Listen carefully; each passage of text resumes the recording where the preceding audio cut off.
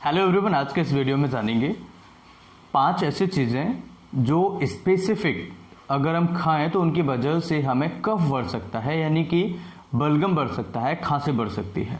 तो 5 ऐसी चीज़ें जिनकी वजह से आपको काफ़ी सारी प्रॉब्लम आने वाली है, और इसके बाद में हम समझेंगे कुछ 5 एडिशनल चीज़ें जिनको खाने से आपकी समस्या बढ़ सकती है। तो ऐसी कौन सी 5 चीज़ें हैं जिन्हें खाने से आपकी प्रॉब्लम बढ़ेगी। उसके बाद हम समझेंगे आपके फेफड़ों में या आपके गले में बार बार बलगम क्यों बनता है। इसके बाद हम समझेंगे अपने फेफड़ों को मजबूत कैसे करें और फेफड़ों की बीमारियों से कैसे बच सकते हैं। तो आज का वीडियो बहुत ही ज़्यादा इंपॉर्टेंट होने वाला है। वीडियो को ज़्यादा से ज़्यादा लाइक करें, जितने ज़्यादा लाइक्स होंगे उतना ही ये वीडियो आगे जाएगा, दूसरों की हेल्प करवाएगा और दूसरे लोग इस वीडियो को वॉच कर पाएंगे। आई होप कि ये वीडियो आप सभी के लिए बहुत ही ज़्यादा हेल्पफुल होगा, और वीडियो अच्छा लगे तो लाइक, शेयर एंड चैनल को सब्सक्राइब करें हमारे इसी तरह की और वीडियोस देखने के लिए। यदि आप इस तरह ही हेल्थ के बारे में जानना चाहते हैं तो सब्सक्राइब करें ये चैनल और बेल आइकन दबाएं ताकि हर नए वीडियो का नोटिफिकेशन सबसे पहले आपको मिले। हेलो एवरीवन, मैं doctor Lokendra DPH VHMS from Gwalior Madhya Pradesh. आज के इस वीडियो में बहुत सारी चीज़ों पर हम डिस्कस करने वाले हैं।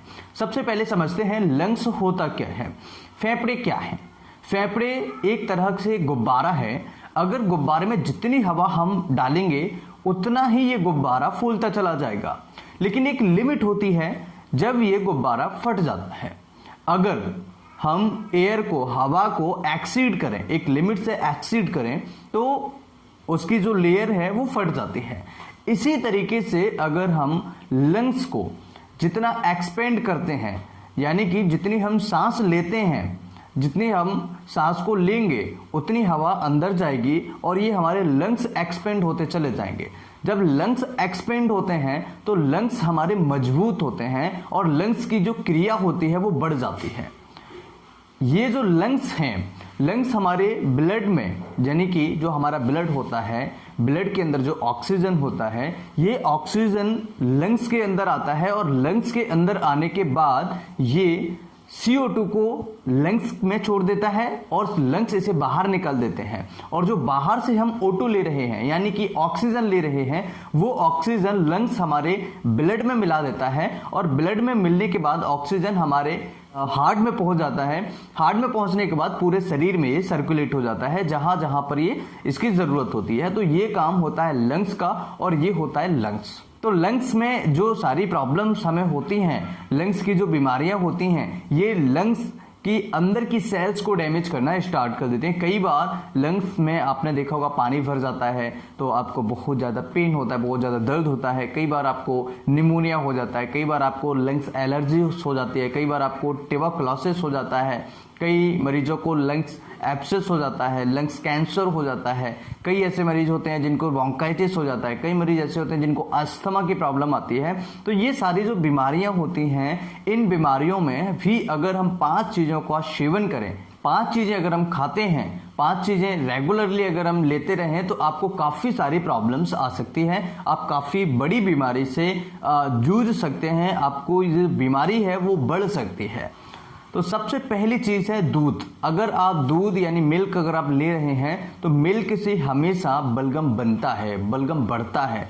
कई जगह आपने देखा होगा कि अगर फेफड़ों की बीमारियां हैं, लंग्स डिसऑर्डर्स हैं, तो आपको डॉक्टर्स डेयरी प्रोडक्ट्स खाना बंद करवा देते हैं, उसे आपकी डाइट से हटा देते हैं। उसका रीज़न क्या होता है कि लंग्स में जब भी कोई बीमारी होती है तो लंग्स के अंदर जो बलगम बनता है, जो स्पुटम बनता है, जो म्यूकस बनता है, वो हमारे दूध खाने से या डेयरी प्रोडक्ट्स खाने से, यानी दूध से बनी जितनी भी चीज़ होती हैं उन्हें हम डेयरी प्रोडक्ट्स कहते हैं, उनकी वजह से बढ़ जाता है। जैसे पनीर है, दही है, मक्खन है, घी है, दूध है, इस तरह की चीज़ें खाने से आपकी समस्याएं बढ़ जाती हैं। इसलिए लंग्स डिसऑर्डर्स में, लंग्स की बीमारियों में इन्हें हम बंद करवा देते हैं या कम करवा देते हैं। या फिर अगर आप दूध ले रहे हैं तो उसमें हल्दी डालकर ले सकते हैं, गुनगुना गुनगुना वो भी। तो कोशिश ये करें कि दूध अगर आप न खाएं फेफड़ों की बीमारियों में तो ज़्यादा अच्छा है। अगर किसी को बलगम बनता है, किसी को खांसी ज़्यादा आता है, कफ ज़्यादा होता है, तो ऐसी सिचुएशन में दूध खाना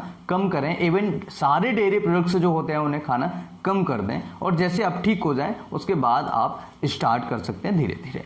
इसके बाद दूसरी चीज होती है ठंडे मौसम में जाना। ठंडे मौसम में जाना और ठंडी चीजें खाना, जैसे कि आइसक्रीम्स हैं, या इसके अलावा अगर आप मूली खाते हैं या आप एप्पल खाते हैं, अगर किसी मरीज को वल्गम बन रहा है, लंग्स से रिलेटेड डिसऑर्डर्स हैं, अगर आप उसको एप्पल दे दें या आप उसको मूली दे दें या ठंडे सीजन में कोई ऐसी ठंडी चीज दे दें जिससे उसकी समस्या बढ़ जाए, तो आपको काफी सारी प्रॉब्लम्स हो सकती है। तो आपको याद रखना है कि एप्पल और जो मूली होती है वो आपको ठंडे सीजन में, या फिर जिनको लंग्स से रिलेटेड प्रॉब्लम्स हैं, उनको थोड़ा अवॉइड करना चाहिए। इस बात को आपको याद रखें।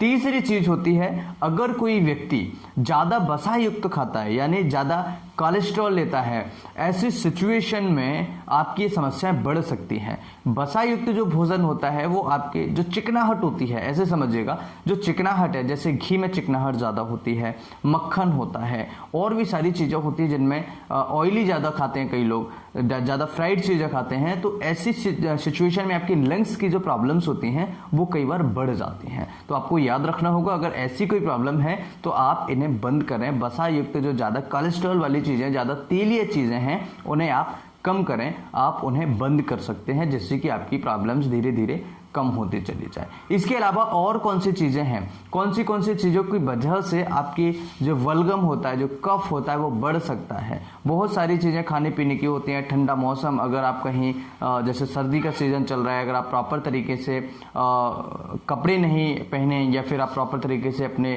कानों को बंद करके ना रहें, तो आपको जुकाम, खांसी, बलगम जो होता है वो बढ़ जाता है। ऐसी सिचुएशन में भी आपको काफी सारी प्रॉब्लम्स हो सकती है।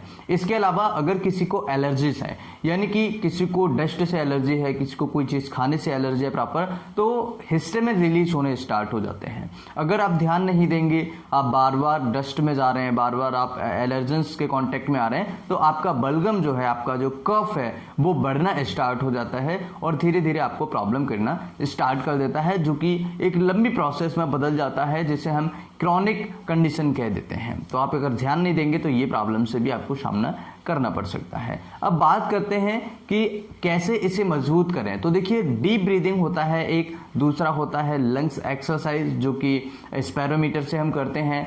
तीसरा होता है आप उल्टा लेट करके अपने लंग्स को भी मजबूत कर सकते हैं। वो एक्सरसाइज में आपको बता देता हूं कैसे कैसे कौन से एक्सरसाइजेस करनी है। सबसे पहले डीप ब्रीदिंग की बात करें तो डीप ब्रीदिंग अगर आप करते हैं, और डीप ब्रीदिंग नॉर्मली जैसे मैं बैठा हूं और लंबी सांस खींचेगा, अगर आप रोक सकते हैं तो अच्छी बात है, अगर नहीं रोक सकते हैं तो कोई बात नहीं है। तो आप जितना डीप ले सकते हैं, जितनी गहरी सांस ले सकते हैं, ले करके और धीरे धीरे उसे छोड़ दें। ये पहला तरीका होता है, जिससे हमारे लंग्स एक्सपेंड होते हैं, इलास्टिसिटी बढ़ती है और लंग्स के काम करने की, जो कार्य करने की क्षमता होती है, वो भी बढ़ती है। दूसरा तरीका होता है आप उल्टा लेट जाएं और उल्टा लेटने के बाद डीप ब्रीदिंग करें, सिंपली डीप ब्रीदिंग करें। उससे भी आपके लंग्स, जो लंग्स के पीछे के एरियाज होते हैं, पोस्टीरियर एरियाज होते हैं, वो काम करना स्टार्ट कर देते हैं। जो डेड स्पेसेस जिन्हें हम बोलते हैं, फिजियोलॉजिकल डेड स्पेसेस बोलते हैं, वो भी काम करना स्टार्ट कर देते हैं, जिससे कि आपके लंग्स की कार्य क्षमता बढ़ जाती है, लंग्स धीरे धीरे स्ट्रांग होना स्टार्ट हो जाते हैं। तीसरी एक्सरसाइज होती है नॉर्मल रूटीन की एक्सरसाइज, योगा मेडिटेशन कीजिएगा और एक्सरसाइज रूटीन की एक्सरसाइज कीजिएगा, जिससे आपकी जो ऑक्सीजन आने जाने की जो क्रिया है वो बढ़े और लंग्स हमारे एक्सपेंड हो सके, लंग्स की कार्य क्षमता बढ़ सके। आई होप कि वीडियो बहुत ही ज़्यादा हेल्पफुल होगा। इस तरह की और वीडियोस देखने के लिए चैनल को सब्सक्राइब करें और वीडियो को लाइक ज़रूर करें और अपने दोस्तों के साथ फेसबुक, इंस्टाग्राम, जहाँ पर भी आप शेयर कर सकते हैं, शेयर करें।